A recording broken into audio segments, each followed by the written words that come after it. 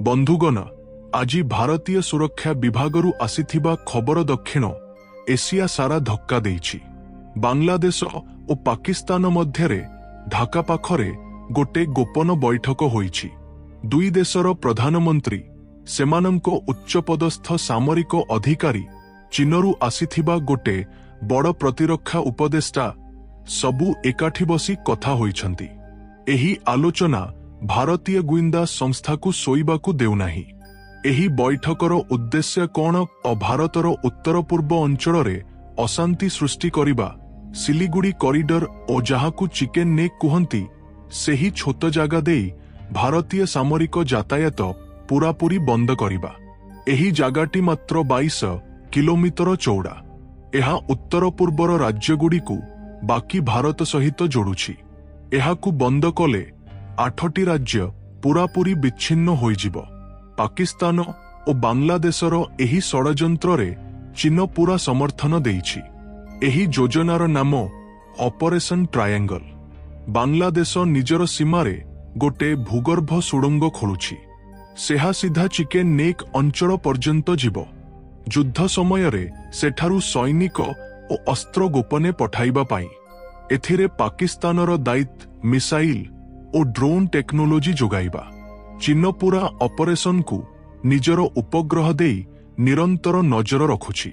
एही पूरा षड़यंत्र विषय रे भारतीय गुइंदा संस्थार रिसर्च एंड एनालिसिस विंग प्रथम खबर पाइछि गोटे उपग्रहर सिग्नालरू। बांग्लादेशर खुलना अंचलरू आसीथिबा गोटे गोपन रेडियो संदेश धरा पड़िछि। सेही संदेश डिकोड कले भारत विरोधरे किछि बड़ खेल चालुछि बोली स्पष्ट हेला। एही पूरा घटनार पछरे जेउ मुख्य व्यक्ति से एबे बाहर को आसीछि। एही वीडियो रे पूरा कहूछु। वीडियो को लाइक कर। एपर्यंत सब्सक्राइब करि नाहंती सब्सक्राइब कर। वीडियो केउठारू देखुछ कमेंट रे लेखिबाकू भूली जाओ नाही। भारतर एही कूटनैतिक क्षमतारे सतरे गर्व हेउछि जदि कमेंट बक्स रे अंतत गोटे जय हिंद लेख। प्रधानमंत्री नरेंद्र मोदींको पाखकू चिकेन नेक अंचल रे बांग्लादेश सीमा पाखरे सुड़ंग खोलार षड़यंत्र रिपोर्ट आसिबा मात्रे से जातीय सुरक्षा उपदेष्टा अजित डोभालंकू निज अफिसकू डाकिले। प्रतिरक्षा मंत्री, गृहमंत्री, तीनी सैन्य प्रधान मध्य सेही बैठकरे थिले। मोदी बहुत शांत स्वरे कहिले, एबे केवल प्रतिक्रिया देबा यथेष्ट नुहे। आगरू योजना करी सेही योजना अनुजाई पाद खोपाड़ीबार समय आसीछि। सेही कथागुड़िक बैठकरे थिबा सबुंको मनरे नुआ दृढ़ता भरिदेला। सेही मुहूर्तरे गोटे गोपन ऑपरेशन तैयारी हेला। नाम रखागला ऑपरेशन प्रहार। एही ऑपरेशनर मुख्य लक्ष्य तीनोटी। प्रथम, षड़यंत्र सहित जड़ित प्रमाण संग्रह करिबा। द्वितीय, षड़यंत्रकारी को चिह्नट करिबा। तृतीय, युद्ध घोषणा बिना पूरा नेतर्क ध्वंस करिबा। भारत निजर सबुठारू उन्नत उपग्रह कार्टोसाट 3 और रिसार्ट सीरीज बांग्लादेश सीमार चिकेन नेक अंचल रे केंद्रीभूत कला। सेही उपग्रहरू आसीथिबा फटोगुड़िक गुइंदांकू चमकाई देला। राति समय रे खोला काम चालुछि। बड़ मेसिन, सीमेंट ट्रक, सामरिक धरणर चलचल देखा जाउछि। एहा आउ प्रचार नुहे, एहा सतर विपद।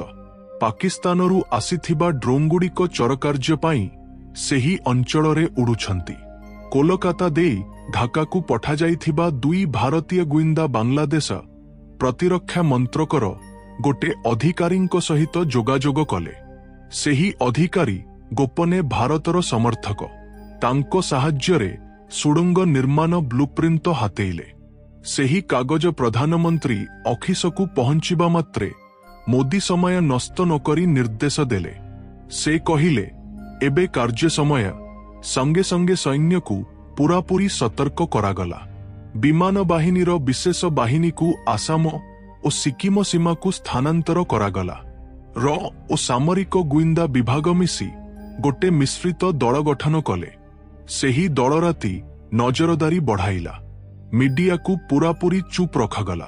कौनसी लीक नहेबा पाई गोपनीयता रक्षा करागला।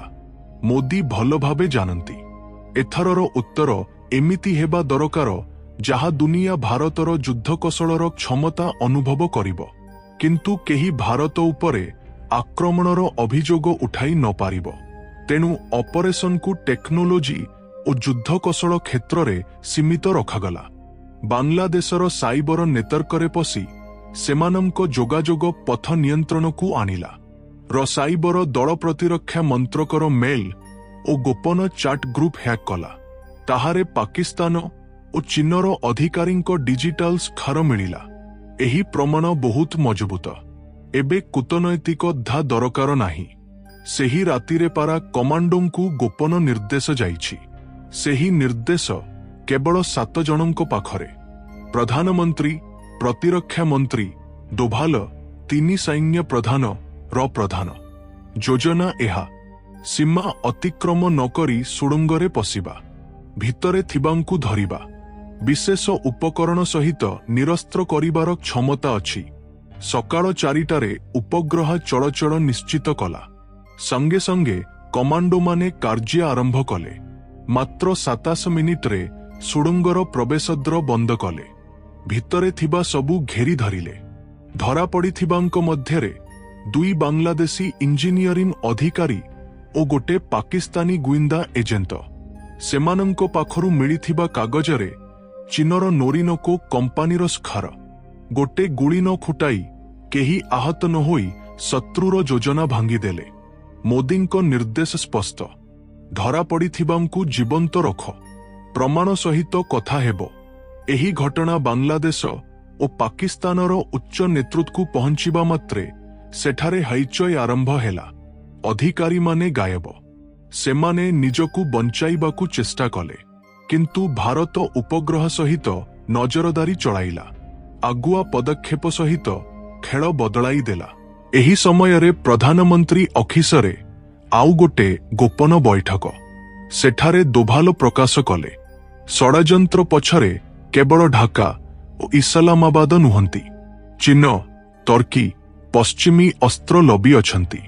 ସେମାନଙ୍କ ଲକ୍ଷ୍ୟ ଉତ୍ତେଜନା ବଢ଼ାଇ ବିକ୍ରି ବଢ଼ାଇବା। ମୋଦି ମୁଠା ଟେବୁଲ ଉପରେ ରଖି କହିଲେ, ସୀମା ସୁରକ୍ଷା ନୁହେଁ, ଚିନ୍ତାର ମୂଳକୁ ଆଘାତ କରିବାକୁ ହେବ। ସେତିକିରେ ଜନ୍ମ ହେଲା ଅପରେସନ ଗରୁଡ଼। ସାଇବର, ଅର୍ଥନୈତିକ, ଯୁଦ୍ଧକୌଶଳ କ୍ଷେତ୍ରରେ ଶତ୍ରୁ ବ୍ୟବସ୍ଥାକୁ କାମ କରିବାକୁ ନ ଦେବା ହିଁ ଲକ୍ଷ୍ୟ। ସାଇବର ଭାଇରସ ପଠାଇ ସୀମା ଚଳଚଳ ବ୍ୟବସ୍ଥା ଅଟୋ ସଟଡାଉନ କଲା। ବାଂଲାଦେଶର ବ୍ୟବସାୟ ଲାଭ ଓ ଋଣ ବନ୍ଦ କଲା। ପାକିସ୍ତାନକୁ ଏଫଏଟିଏଫ୍ ଓ ଓର୍ଣ୍ଣ ବ୍ୟାଙ୍କରେ ରିପୋର୍ଟ ଦାଖଲ କରି ଟଙ୍କା ବ୍ଲକ କଲା।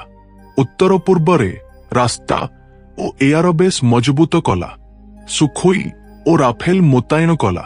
ଶତ୍ରୁର ଯୋଗାଯୋଗ ଉପଗ୍ରହ ଜାମ୍ କଲା। ଦକ୍ଷିଣ ବାଂଲାଦେଶରେ ବିଦ୍ୟୁତ ବନ୍ଦ। ପାକ୍ ସାମରିକ ସର୍ଭର କାମ କରୁନାହିଁ। ଭୟରେ ବାଂଲା ସରକାର ଜରୁରୀ ଅବସ୍ଥା ଘୋଷଣା କଲା। ଉପଗ୍ରହ ଡ୍ରୋନ୍ ଫଟୋରେ ପାକିସ୍ତାନୀ ମିସାଇଲ ବାଂଲାଦେଶକୁ ଯାଉଥିବା ଦେଖାଗଲା। ସାଇବର କମାଣ୍ଡ ପାକ୍ର 3ଟି ପ୍ରତିରକ୍ଷା ନେଟୱାର୍କ ବନ୍ଦ କଲା। ଭୁଲ ସିଗ୍ନାଲ ପଠାଇ ରାଡାର କାମ କରିବାକୁ ଦେଲା ନାହିଁ। ବାଂଲାଦେଶ ବନ୍ଦର ହ୍ୟାକ୍ ହେଲା। ବିଦ୍ୟୁତ ବନ୍ଦ। ଜାତିସଂଘକୁ ଗୋପନ ରିପୋର୍ଟ ପଠାଗଲା। ସୁଡ଼ଙ୍ଗ ଖଟୋ, କାଗଜ ହ୍ୟାକ୍ ଖାଇଲ ଥିଲା। ଆତ୍ମରକ୍ଷାର ଅଧିକାର ଲେଖାଗଲା। ମୋଦିଙ୍କ ଭାଷଣରେ କହିଲେ, ଆମେ ଆକ୍ରମଣ କରିନାହୁଁ, କିନ୍ତୁ ଯିଏ ପାଦ ଖୋପାଡ଼ିବ ସେ ନିଜେ ପଡ଼ିବ। ଶତ୍ରୁ ଦେଶରେ ରାଜନୈତିକ ଭୂମିକମ୍ପ। ଲୋକେ ରାସ୍ତାରେ ପ୍ରତିବାଦ କଲେ, କିନ୍ତୁ ଗପ୍ ଏଠାରେ ରହିଲା ନାହିଁ। ଓ ଡିଆରଡିଓ ଆବିଷ୍କାର କଲା ଅପରେସନ ବ୍ଲାକ୍ ଷ୍ଟର୍ମ ନାମରେ ନୂଆ ଯୋଜନା। ସାଇବର ଆକ୍ରମଣ, ବିଦ୍ୟୁତ ବନ୍ଦ, ସହରରେ ଭୟ, ଉତ୍ତର ପୂର୍ବରେ ଦାଙ୍ଗା। ଢାକାର ଭୂଗର୍ଭ ବୈଠକରେ ପାକ୍ ପ୍ରଧାନମନ୍ତ୍ରୀ ଗୋପନେ ଆସି ଯୋଜନା କରିଥିଲେ। ମୋଦିଙ୍କ ପାଖକୁ ରିପୋର୍ଟ ଆସିବା ମାତ୍ରେ ସେ କହିଲେ, କଥାର ସମୟ ଶେଷ। ବଜ୍ର ପ୍ରହାର ଆରମ୍ଭ। ଅପରେସନ ବଜ୍ର ଆରମ୍ଭ ହେଲା। ମୂଳ ଧ୍ୱଂସ କରିବା ହିଁ ଲକ୍ଷ୍ୟ। ଇସ୍ରୋର ନେତ୍ରାଖାଇ ରିଏଲ ଟାଇମ ନଜରଦାରୀ ବଢ଼ାଇଲା। ଡିଆରଡିଓ କୁନ୍ତମ ସାଇବର ଓଲ୍ ଚାଲୁ କଲା। ପାକ୍ ନେତର୍କକୁ ରିଭର୍ସ ଆକ୍ରମଣ କରି ସର୍ଭର ହ୍ୟାକ୍ କଲା। ଘରୁଡ଼ କମାଣ୍ଡୋମାନେ ଜଙ୍ଗଲରେ ବାଂଲାଦେଶୀ ଏଜେଣ୍ଟଙ୍କୁ ଘେରି ଧରିଲେ। ଜେରାରେ ଢାକାରୁ କୋଲକାତା ଓ ଗୌହାଟୀକୁ ଦାଙ୍ଗାର ନିର୍ଦ୍ଦେଶ ଜଣାପଡ଼ିଲା। ନୌବାହିନୀ ବିକ୍ରମାଦିତ୍ୟ ଓ ଚକ୍ରର ନେତୃତ୍ୱରେ ବଙ୍ଗୋପସାଗର ଘେରି ଧରିଲା। ସାମରିକ ଅସ୍ତ୍ର ଗୋଦାମ ଧ୍ୱଂସ କଲା।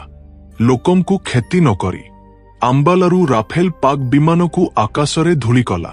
ଅସ୍ତ୍ର ମିସାଇଲ ବଜ୍ରପାତ ପରି ଝଡ଼ିଲା। ସୁଡ଼ଙ୍ଗରେ ମାରାତ୍ମକ ଦଳ ପଶିଲା। ଚୀନା ଅଧିକାରୀ ନକ୍ସଲ ବ୍ଲୁପ୍ରିଣ୍ଟ ଧରାପଡ଼ିଲା। ଜାତିସଂଘର ପ୍ରତ୍ୟାହାର ଦାବିରେ ମୋଦି କହିଲେ, ବନ୍ଧୁକ ଉଠାଇଥିବା ପର୍ଯ୍ୟନ୍ତ ଆମେ ରହିବୁ ନାହିଁ। ବଜ୍ରର ତ୍ରିଏଧାପରେ ବ୍ରହ୍ମୋସ୍ ସହିତ ପାକ୍ କେନ୍ଦ୍ର ବାହାଉଲପୁର, ରାଉଲପିଣ୍ଡି, ସିଆଲକୋଟ ଅଧା ଧ୍ୱଂସ। ଢାକା ଉପକଣ୍ଠରେ ବାଂଲାଦେଶୀ ପ୍ରଧାନମନ୍ତ୍ରୀ ଧରାପଡ଼ିଲେ। ପାକ୍ ପ୍ରଧାନମନ୍ତ୍ରୀ ପଳାଇବାକୁ ଚେଷ୍ଟା କଲେ ମଧ୍ୟ ହେଲିକପ୍ଟର ଜାମ୍। ତୃତୀୟ ଧାପରେ ସୁଖୋଇ ରାତିର ନିସ୍ତବ୍ଧତାରେ ଶତ୍ରୁ ଗଠନ ଧ୍ୱଂସ କଲା। ସୈନ୍ୟ ଆତ୍ମସମର୍ପଣ କଲା। ମୋଦି କହିଲେ, ଯୁଦ୍ଧ ଆମେ ଚାହୁଁନାହୁଁ, କିନ୍ତୁ ସୀମା ଅତିକ୍ରମ କଲେ ବଜ୍ର ପୁଣି ଝଡ଼ିବ। କିନ୍ତୁ ଚୀନ ଖୋଲାଖୋଲି ମଇଦାନକୁ ଆସିଲା। ତିବ୍ବତରେ ଡଜନ ମିସାଇଲ ପରୀକ୍ଷା।